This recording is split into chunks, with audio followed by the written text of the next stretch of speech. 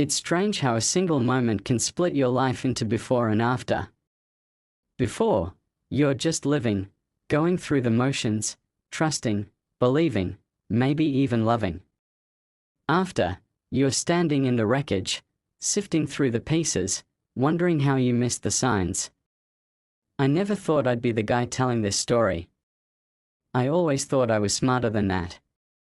But here I am, and if you're listening, maybe you've been here too. It started on a Friday night, the kind of night that's supposed to be easy. We were at a friend's birthday party, the kind where everyone knows everyone, or at least pretends to. The music was loud, the drinks were flowing, and laughter bounced off the walls. I was standing by the kitchen island, talking to my friend Marcus about the latest disaster at work, when I saw her, my girlfriend, Anna, across the room. She was laughing, head thrown back, her hand resting lightly on the arm of a guy I didn't recognize. At first, I didn't think much of it. Anna was always friendly, always the life of the party. She had a way of making people feel seen, like they were the only person in the room. It was one of the things I loved about her, even if it sometimes made me uneasy. But that night, something was different. The way she leaned in, the way her eyes sparkled, not at me, but at him. I tried to shake it off. Paranoia, I told myself. Insecurity. Don't be that guy. But then, as the night wore on, I started to notice the little things. The way she'd glance over at me, almost as if she was checking to see if I was watching. The way her laughter got just a little louder when he was around. The way she'd touch his arm, just a little too long, a little too familiar. I tried to focus on my friends, on the conversation, but my mind kept drifting back to her. To them. It wasn't until later, when the group gathered in the living room for a round of Never Have I Ever, that things really started to unravel. Anna sat across from me, the mystery guy, his name was Ethan, I'd learned, beside her. The game started innocently enough. Never have I ever gone skydiving. Never have I ever lied to get out of work. Laughter, confessions, the usual. Then it was Anna's turn. She looked around the room, her eyes lingering on Ethan before flicking to me. Never have I ever dated someone who can't take a joke, she said, her voice light, but her eyes sharp. A few people laughed, not really getting it. But I felt the sting. She was talking about me. About the fight we'd had last week, when I'd called her out for making a joke at my expense in front of her friends. I told her it hurt, that I didn't like being the punchline. She'd rolled her eyes, told me to lighten up. I forced a smile, took a sip of my drink, and tried to let it go. But the air in the room had shifted. I could feel eyes on me, could feel the heat rising in my cheeks. Anna looked pleased with herself, like she'd scored a point. Ethan leaned in, whispered something in her ear, and she laughed, really laughed, the kind of laugh she used to save for me. The rest of the night passed in a blur. I tried to act normal, tried to laugh and joke and pretend like nothing was wrong. But inside, I was unraveling. Every glance, every touch, every inside joke between Anna and Ethan felt like a knife twisting in my gut. I told myself I was overreacting, that I was being jealous, insecure, unreasonable. But the feeling wouldn't go away. When the party finally wound down, Anna found me in the kitchen, her eyes bright with alcohol and something else I couldn't name. "Ready to go?" she asked, her voice casual, as if nothing had happened. I nodded, grabbed my jacket, and followed her out into the night. The car ride home was silent. I stared out the window, watching the city lights blow past, my mind racing.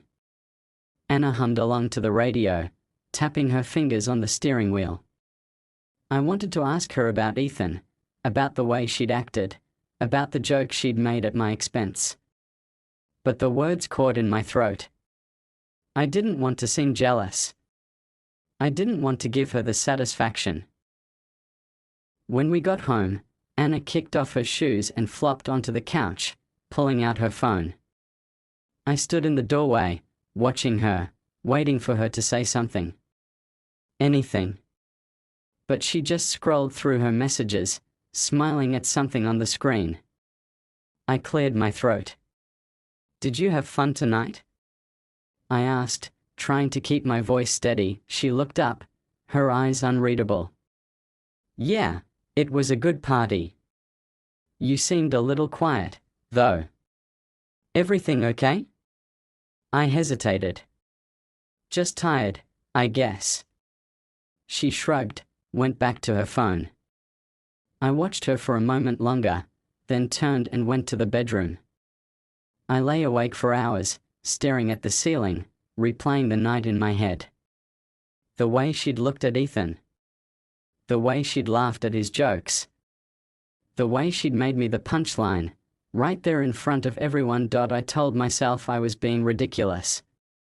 That Anna loved me, that she was just being friendly, that I was reading too much into things. But deep down, I knew something had changed. I could feel it, like a crack running through the foundation of our relationship. I just didn't know how deep it went. The next morning, sunlight crept through the blinds, painting stripes across the bedroom wall. I woke up alone. Anna's side of the bed was empty, the sheets cool to the touch. I could hear her in the kitchen, the clink of a mug, the low hum of her voice as she spoke on the phone. I lay there for a moment, staring at the ceiling, trying to summon the energy to face the day. My mind replayed the party, the laughter, the way she'd looked at Ethan. I told myself to let it go, to move on, but the knot in my stomach wouldn't loosen.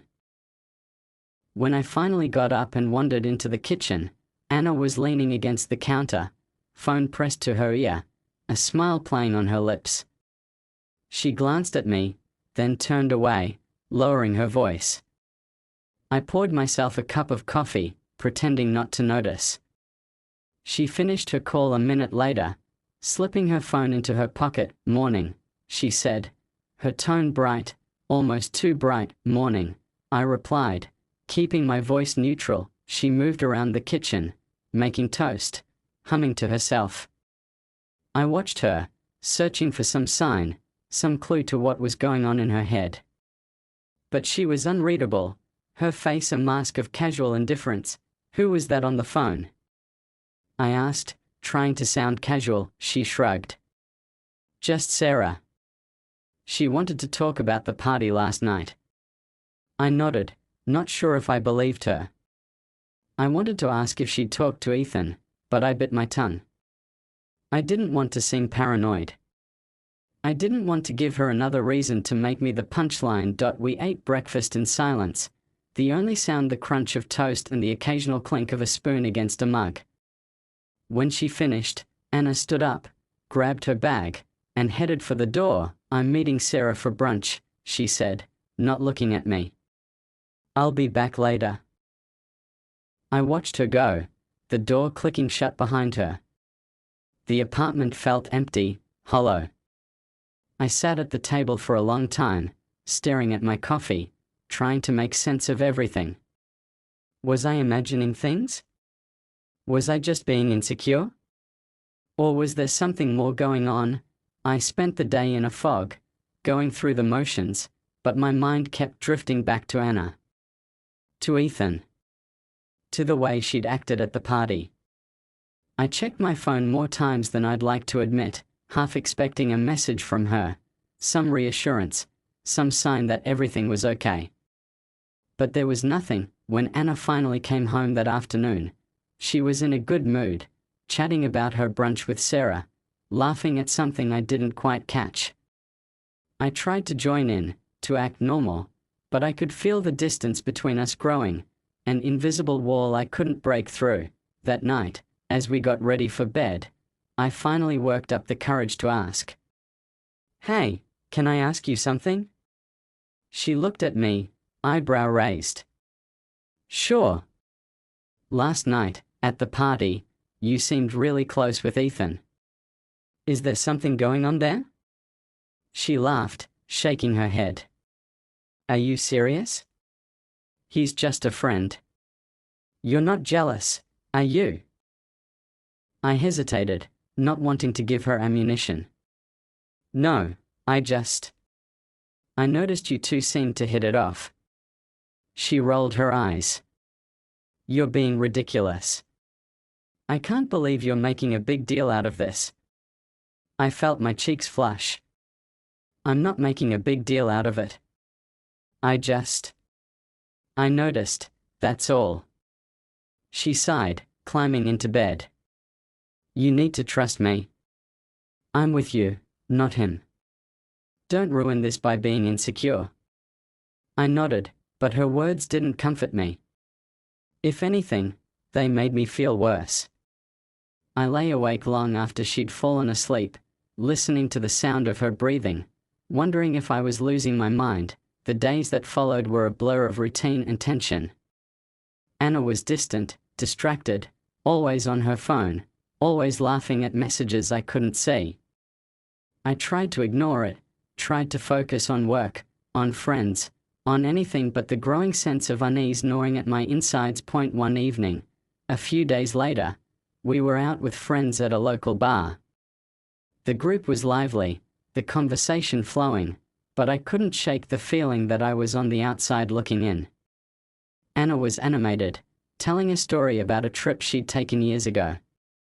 As she spoke, she glanced at her phone, a small smile tugging at her lips.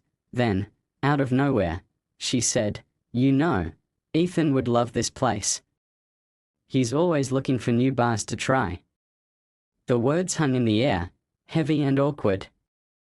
The group went quiet for a moment, then someone changed the subject, but I felt the sting. She'd brought him up, unprompted, in front of everyone. It wasn't just a passing mention, it was a hint, a signal, a way of letting me know that he was on her mind. On the walk home, I couldn't keep it in any longer. "Why did you mention Ethan tonight?" I asked, my voice tight. She shrugged, not meeting my eyes. "I don't know. It just came up." "It didn't just come up. You brought him up. In front of everyone." She stopped walking, turning to face me. "What is your problem? Are you really that insecure?" I took a deep breath, trying to steady myself. "I just want to know what's going on. You keep talking about him, texting him, laughing at his jokes. It feels like you're trying to make a point." She shook her head, exasperated. "You're imagining things. I can't control what you think." I stared at her, searching her face for some sign of the girl I used to know. But all I saw was distance, a wall I couldn't climb. We walked the rest of the way home in silence, the space between us growing with every step. The next morning, the silence between us was thicker than ever. Anna moved around the apartment with a kind of restless energy, barely looking at me, her phone never far from her hand. I tried to focus on my own routine, coffee, emails, a half-hearted attempt at breakfast, but every small sound seemed amplified, every glance loaded with meaning. I kept replaying the night before, her words echoing in my mind. "Are you really that insecure?" I wanted to believe I wasn't. I wanted to believe I was just being careful, just trying to protect what we had. But the truth was, I didn't know anymore. Later that day, I met up with Marcus for lunch. He was the kind of friend who could read me without asking, and as soon as I sat down, he gave me a look. "You look like hell, man. What's going on?" I hesitated, not sure how much to share. But the words tumbled out anyway. I told him about the party, about Ethan, about the way Anna had been acting. I told him about the bar, about the way she'd brought Ethan up in front of everyone. Marcus listened, nodding, his expression serious. "Look," he said finally, "I'm not saying she's cheating. But it sounds like she's trying to get a reaction out of you. Maybe she wants you to fight for her. Or maybe she just likes the attention. I nodded, staring at my hands.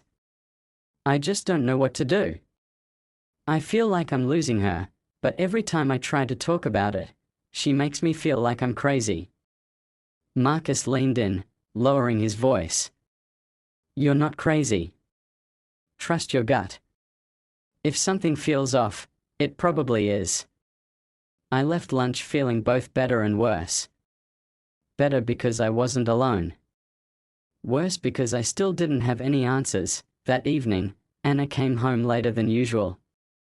She breezed through the door, dropping her bag on the floor, her cheeks flushed from the cold. Sorry, I'm late, she said, not really looking at me. Got caught up at work. I nodded, trying to keep my tone light. No worries. Did you eat? She shook her head, heading straight for the shower. I listened to the water running, the sound oddly comforting in the quiet apartment. When she finally emerged, wrapped in a towel, she barely glanced at me before disappearing into the bedroom. I sat on the couch, staring at the TV, not really watching. My phone buzzed, a message from Marcus. You okay? I typed back, yeah, just trying to keep it together. He replied with a thumbs up emoji, and for a moment, I felt a little less alone. Anna came out a while later, dressed in pajamas, her hair damp. She sat on the opposite end of the couch, scrolling through her phone. I wanted to reach out, to bridge the gap, but I didn't know how. The words felt heavy, dangerous. After a while, she looked up. Are you going to sit there all night, or do you want to watch something? I shrugged. Sure. Whatever you want. She picked a show, something light and forgettable. We watched in silence, the distance between us growing with every passing minute. I tried to focus on the screen, but my mind kept drifting. I wondered if she was texting Ethan, if she was thinking about him, if she was comparing us in her mind. Halfway through the episode, Anna laughed at something on her phone, a real, unguarded laugh. I glanced over, catching a glimpse of her screen, just a flash, but enough to see Ethan's name at the top of the chat. My stomach twisted. I spent the day wandering the city, lost in thought. I replayed every moment, every conversation, searching for the moment when things had changed. I wondered if I could have done something differently, if I could have saved us. But deep down, I knew the truth. Some things can't be fixed. Some cracks run too deep. By the time I got home, the apartment felt colder than ever. I sat on the couch, staring at the empty space where Anna used to sit, and realized that I was alone. Really, truly alone.